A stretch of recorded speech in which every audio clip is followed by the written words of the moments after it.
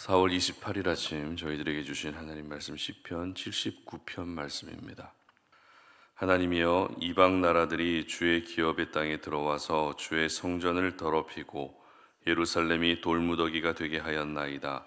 그들이 주의 종들의 시체를 공중의 새에게 밥으로 주의 성도들의 육체를 땅의 짐승에게 주며 그들의 피를 예루살렘 사방에 물같이 흘렸으나 그들을 매장하는 자가 없었나이다.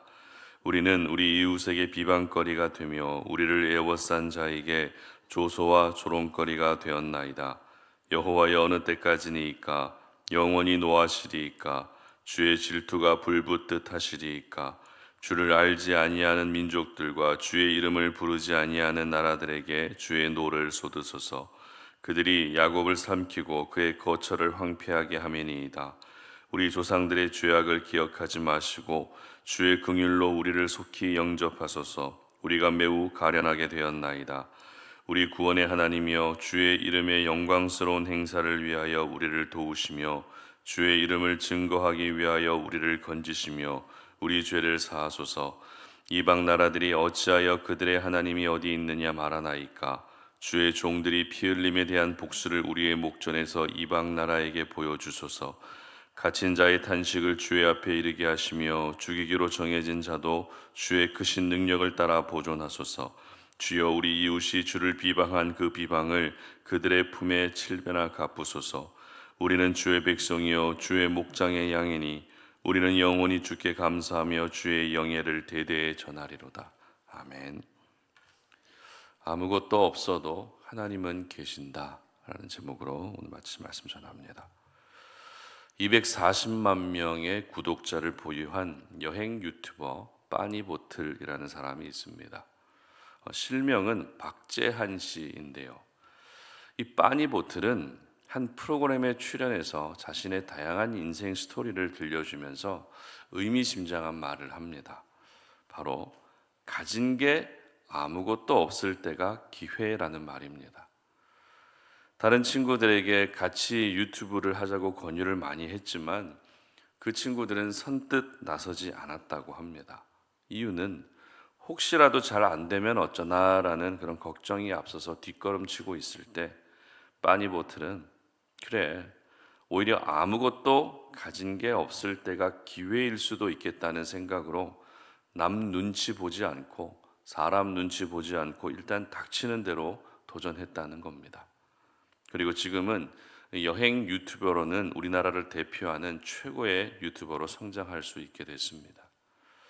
그렇다면 여러분은 어떠십니까? 아무것도 없으면 가장 먼저 어떤 생각이 드십니까? 일단 아무것도 없으면 우리는 불안해집니다. 그리고 상실감에 빠지게 됩니다. 돈도 없고 친구도 없고 배경도 없고 가진 게 없으면 이런 내가 뭘 할 수 있겠냐고 스스로를 비관하며 패배의식에 사로잡히게 됩니다. 그러나 오늘 이 아침에 저희들이 기억해야 될 사실은 아무것도 없어도 하나님은 계신다는 것입니다. 아무것도 없는 그 순간에도 하나님은 여전히 우리 곁에 계신다는 것을 절대 잊지 않으셨으면 좋겠습니다. 오늘 살펴보게 될 시편 79편도 아삽이 쓴 시입니다. 그런데 전반적인 내용이 어떻습니까? 바벨론에 의해서 남유다가 멸망하는 시점을 배경으로 하고 있기 때문에 본 시의 저자인 아삽은 아삽 본인이 아니라 아삽의 후손일 가능성이 큽니다. 이스라엘 역사 가운데에서 가장 부끄럽고 가장 슬픈 사건을 꼽으라면 단연 남유다의 멸망 사건입니다. 하나님의 말씀에 순종하지 않아서 벌을 받고 징계를 받을 때도 있었지만 이렇게 나라가 멸망하는 일은 없었기 때문에 이스라엘 백성들에게 남유다의 멸망 사건은 다시는 되뇌이고 싶지 않은 그런 충격적인 사건입니다.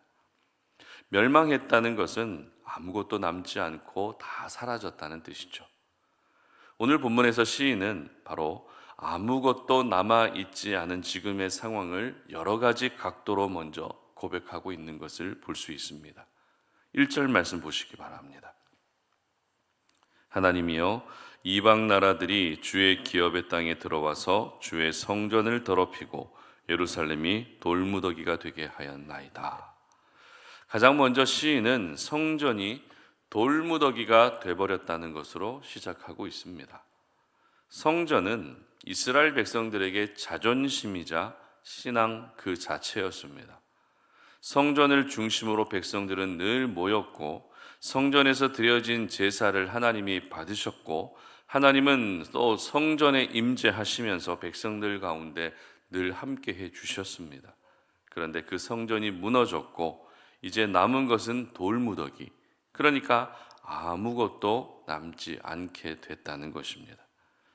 자, 그렇다면 성전이 무너졌다는 것의 영적인 의미는 뭘까요? 성전이 무너졌다. 신앙이 무너졌다는 것입니다.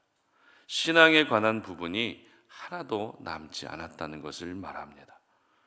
물론 하나님은 물리적인 성전 안에만 거하시는 것이 아니죠. 하지만 백성들에게 성전은 하나님을 향한 자신들의 신앙을 가장 잘 보여주는 상징과도 같았습니다. 따라서 성전이 무너진 것은 신앙도 함께 무너졌다는 것을 말하며 남은 영적 자산이라고는 전혀 없는 상태가 되어버렸다는 것을 말하고 있습니다. 그리고 2절 말씀 보시기 바랍니다. 그들이 주의 종들의 시체를 공중의 새에게 밥으로 주의 성도들의 육체를 땅의 짐승에게 주며, 여기서 말하는 주의 종들이란 하나님과 백성의 관계를 주인과 종의 관계로 보는 표현이죠. 그래서 모든 백성들을 가리킵니다. 그래서 바로 이어지는 표현에도 주의 성도라는 표현이 연속해서 사용되고 있는 것입니다. 그렇다면 백성들의 시체를 공중의 새에게 밥으로 주고 육체를 땅의 짐승에게 주었다는 말의 의미는 뭘까요? 바로 바벨론에게 예루살렘이 함락당하면서 실제로 목숨을 잃은 사람들이 수도 없이 많았다는 것을 말합니다. 건물이 무너지고 건물이 회파되는 것은 다시 세우면 됩니다. 그러나 백성들이 죽임을 당하게 되면 그것은 절대 회복이 불가능합니다. 따라서 지금 이스라엘 백성들의 상태는 수많은 사람들이 죽게 됨으로써 아무것도 남지 않은 상태라는 것을 보여주고 있는 것입니다. 그리고 4절 말씀도 보십시오. 우리는 우리 이웃에게 비방거리가 되며 우리를 애워싼 자에게 조소와 조롱거리가 되었나이다. 이제는 멸망당한 남유다를 바라보는 주변 나라들의 시선이 비웃음과 조롱으로 가득 찼다라고 고백하고 있죠. 여러분, 누군가에게 놀림을 당하고 비웃음을 당하면, 그 비웃음거리가 되면 어떤 부분이 제일 힘들까요? 바로 정신적인 부분이 제일 힘들지 않을까요? 그래서 정신적으로 충격을 받는 사람은 그 후유증이 너무 심해서 몸이 회복되는 것보다 더 오랜 시간이 걸릴 수밖에 없습니다. 이처럼 지금 남유다는 정신적으로 큰 충격을 받게 됐고 이로써 정신적으로도 아무것도 없는 상태가 되어버린 것입니다. 이것이 바로 남유다의 지금의 모습이었습니다. 신앙적으로도 아무것도 없었습니다. 물리적으로도 아무것도 없었습니다. 정신적으로도 아무것도 없는 그야말로 빈털터리 상태가 바로 멸망한 남유다의 현재 모습이었던 것입니다. 그런데 시인은 이렇게 아무것도 없는 상태를 고백하면서 끊임없이 기도하고 있는데요.